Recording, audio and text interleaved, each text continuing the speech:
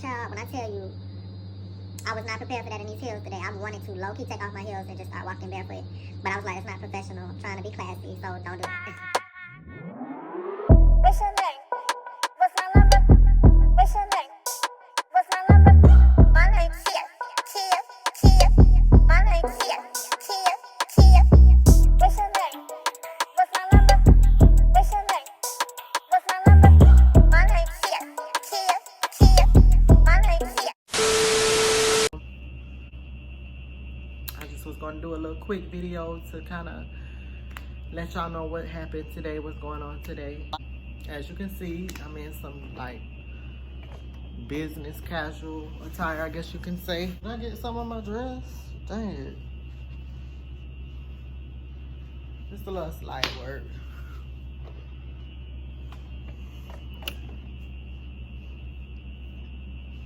Anyway, so the reason I'm dressed like this is today I had 2 interviews to go to. So the first one was at a hospital. That was actually like a funny experience, but it was cool. I'll get into that. So I had a hospital interview today, and then I also had an interview at another school. I think I did very well. I presented as Dee Dee, of course, and told them what I go by. They go by your government name they see on the application. So I always have to say, oh, I go by Dee Dee though. Let me give y'all an update on yesterday first. So this morning, hold on. This morning, I actually found out that I did not qualify for the loan through my bank, like a personal loan through my bank for my surgeries. So that was a little disheartening, but it's not anything that's gonna stop me. I'm still happy that I took the first step. It's like when you kind of already expect something, you don't get as upset. So I knew I still have a lot of other things that I have to pay off and pay down in order for me to ask for like close to $8,000. I'm a liability to them in a way. So I'm just gonna continue to pay those things down and see what happens. Another thing could be because I'm not working. I have to put that on the application. So once I start working full time and have benefits and everything, I'll be able to better gauge like what I'm gonna be able to do. That's one, and I didn't let that get me down because like I said, I took the first step. It is what it is. In regards to my interviews today, let me tell y'all this funny story. So basically, I applied, like I said, for a clerical position at a hospital. And so I get to the hospital and I have to go to HR. I've got my heels on, I'm dressed tight, everything like that. And I have to wait for somebody to escort me over to the nurse that I'm going to be interviewing with. And so when I tell y'all I wish I wouldn't have put on these heels today, we had to walk. It felt like we had to walk for like a mile to get, and I'm not exaggerating, we had to walk a long time to get to where I had to go for the actual interview. The girl was very sweet. She gave me like documents, like to give me information about the benefits. She talked to me a little bit on the way there. She wanted to make sure she was like, when I told her about my past experience, she said, make sure you talk about that, highlight that, So she wanted me to get the job. I felt like that, like she wanted me to put my best foot forward. As a black girl, so I really did appreciate her for making me feel comfortable and welcome when I first got there. But that walk, child, when I tell you, I was not prepared for that in these heels today. I wanted to low-key take off my heels and just start walking barefoot. But I was like, that's not professional. I'm trying to be classy, so don't do that. So anyways, this is the part that tripped me up. So on the way there, she tells me, and you're okay with working in the area that you applied for, right? You are aware that you applied for the psych ward. And I was like, I'm thinking at first, I'm like, I didn't know that in my head. I mean, just in my head, I'm like, oh my God, I did not know that. Like, I'm kind of nervous, but then out loud, I'm like, oh yeah, I didn't pay attention to that, but that's not a problem at all. I've worked with different types of populations before in the customer service. That's not a problem for me. I'm saying that out of my mouth, but in my head, I'm thinking something else, like, oh my God, like, if I knew this before, would I have came? I don't know. But anyways, we get there. The door is locked, from where the patients are and then where we are coming from. So she has to like buzz in or something and say who she is in order to get past that door to get to where the patients are. And so as we standing at the door waiting on the nurse to come to the door to come get me, I see patients like walking back and forth, like pacing back and forth, like how you see it in the movies. Patients see me and they like stop in their tracks and look in the window at me, and I'm just like, oh my God, like I'm thinking, okay, what's on the other side of this wall? You know what I'm saying? Is there some kind of beast on the other side of this wall? Like what's on the other side of this wall? Like I'm kind of nervous, but I wasn't gonna show that. I'm gonna put my best foot forward, and I'm still trying to get the job. I'd rather have a few birds in my hand, like I said. So I'm gonna put on a show if I have to, and that's what I did. So, you know, the nurse come, she takes me to the back and interviews me. She's a very sweet lady. The other nurse came, the little charge nurse came, and she was in there to do the interview too. I told them about myself. I said I need a diverse and inclusive environment, but I brushed right past that. I didn't spend too much time on that. And then I got right into the meat and potatoes about why I think I'm qualified for the job. And you know, she asked me some of the questions I noticed she kept asking me, and she's like, what would you do if a fight broke out, or like if two patients were beating each other up, or like if somebody was beating their head on the ground? And I'm just thinking, like, in real life, I mind my business. I mind my entire business. But I know in this job capacity, I will have to do a little bit more than mind my business. So I just said whatever they train me to do, that's what I would be doing. And of course, they give you like a little alarm you carry with you if you have to press the button, or we have the ability to call security if we need them to break something up. But she made it sound like this is something that happens all the time.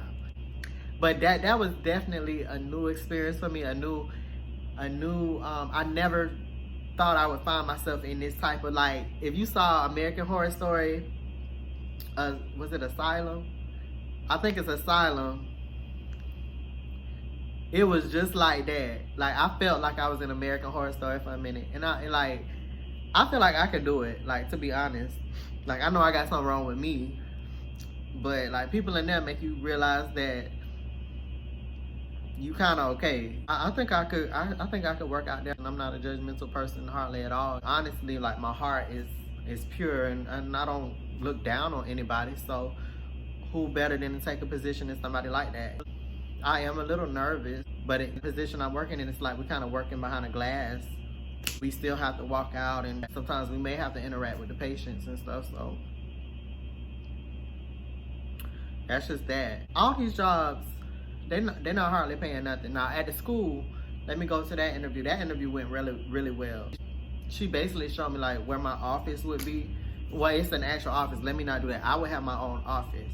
Now we have to keep the doors open, but that's not a problem. Like it's a giant office, like the size of like my living room. Like it's a big office.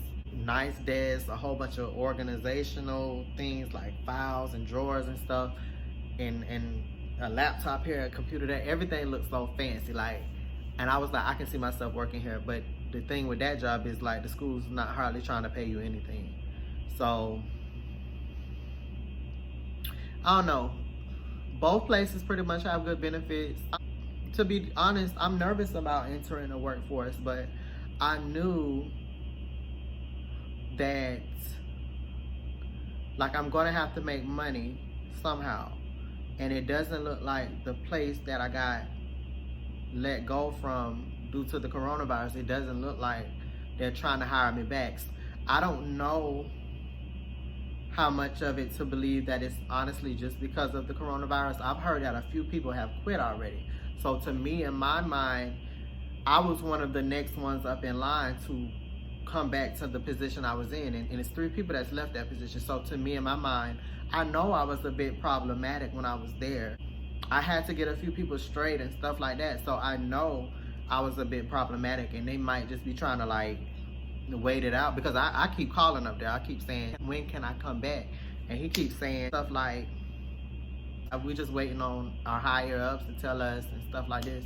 But I actually heard that another lady that didn't even work in my position, she worked in an entirely different position, they gave her a job. So it's just like little stuff like that. Like, I ain't never mentioned that to him because I don't want to let the right hand know what the left hand is doing. But there's information I'm privy to that makes me kind of wonder, like, are y'all trying to just see if I hurry up and find something else before y'all hire me back? Like, y'all really don't want me back there. I know they don't really care for me like that. Like I said, I was a bit problematic, and I can admit that. Would I do some of the things I did all over again? Probably so, because I felt like it was a reason why I don't just do stuff for no reason. But it does cost you. You feel like you have to take a stand, or you feel like you're a little combative. It costs you sometimes. So that's the gag of it all. I would love to go back to my old job, because I was making pretty decent. I was on track to get benefits, and I know that space. I know that space. I know the job. So I'd rather just go back to something like that. But I'm looking elsewhere because I'm gonna always look out for myself. I don't really trust people, so I'm gonna always look out for myself. And I knew in my mind that when it came to prostituting or escorting, whatever you want to call it, I've had guys hit me up like on POF and stuff like that, and send dollar signs and say how much for this. I have guys trying to cheap shot me. They be like, how much for some head? Like $40 or whatever like that. Like, I'm not sucking your dick for $40. I'm not unless I like really need the money. And like, y'all don't get me twisted. Like, I haven't done any sex for money. Well, actually, hold up. It was one time, but that was like a friend, and he just kind of had told me he had some money for me if I came through. So, but that's not the same thing. Like, I'm talking about with strangers and stuff. I've never done anything like that. But I'm not $40. Like, I'm putting my mouth on you. Like, I'm gonna tell you an outrageous price just so you can leave me alone if you're talking if you're talking about cheap shotting me like that. But I had like this man say, I don't even think he wanted to do anything. I think he wanted to massage. He wanted us to massage each other, like just simply massage. And it was something else that it didn't seem that hard for me. I was thinking like, this is a good deal, especially for me, because he wanted to pay me like $100. And then I asked him, I said, did you want to make this a regular thing? And he was like, he would hope so. So he would have been a good client, but it's just like, I'm too scary. I'm too scared to just jump and do stuff. And then like, I'm not in that lifestyle, you know. I don't have to be at this time. I don't judge anybody who is, but I don't have to be in that lifestyle. And I just honestly don't see myself being comfortable in that lifestyle. But I've had some offers. Now, one thing I noticed is that a lot of these guys, they are concerned with how big. That's not a conversation I'm usually comfortable having. Like, I kind of like beat around the bush when they ask those type of questions, because first of all, I'm a bottom. I don't even use that. But like, it just makes me uncomfortable a little bit.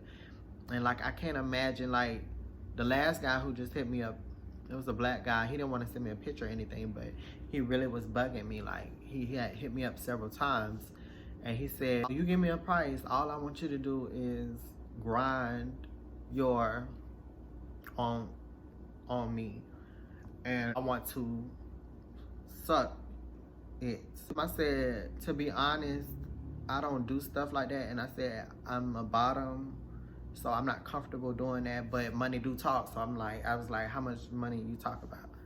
And he was like, well, it's up to you. And I said, well, you just give me a price. So he had said something like $80. He said, that's $80 for like no sex at all. All you have to do is grind and this, that, and the third. And I said, there's some other girls out here that you can probably entertain.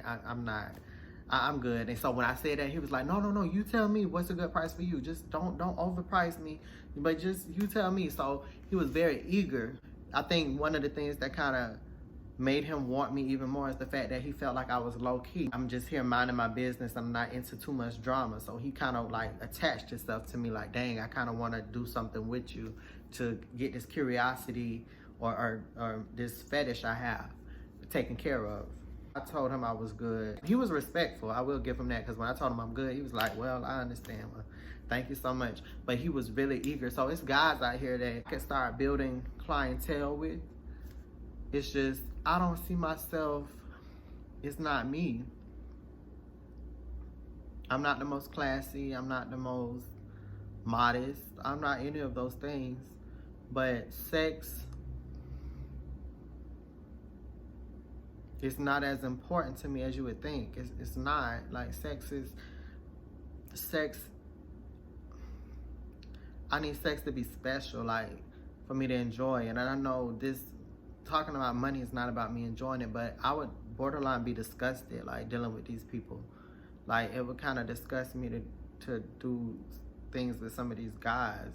Like, I think about, like, what if he comes and he doesn't smell good and I still have to go on with the service to get the money? Like, or what if I just can't do it? Like, I'm in the middle of doing something and I just can't do it. I just don't think that this industry is for me, that industry. So it's just like, I'm trying to find myself. You know, I'm not saying I would never do it in life. I'm not saying that. I'm not judging any of the girls. I'm not saying, like I said, I'm not saying I would never do it. Who knows what's in store for me or what I might have to do. It's not easy looking for jobs this way and finding a diverse and inclusive type environment all the time. It's not easy trying to always avoid discrimination. So I don't know what I would have to do to make sure that I could feed myself and take care of myself. And I'm not above anyone that does live that way. Because one thing about it, most of those girls, they're able to get their work done, because guess what? There's money flowing, real money. But I would love to try to stay on a straight and narrow path as much as possible. I would. I want benefits. I want a consistent check. I don't want to have to think about what I have to do to get this money. I don't want to have to think about that. So those are just some of my thoughts and some of the things that's going on. And like I said, I just wanted to give y'all another little short video. Nothing major. But as always, y'all like, subscribe, comment, all of that good stuff. I'll talk to y'all later. Bye.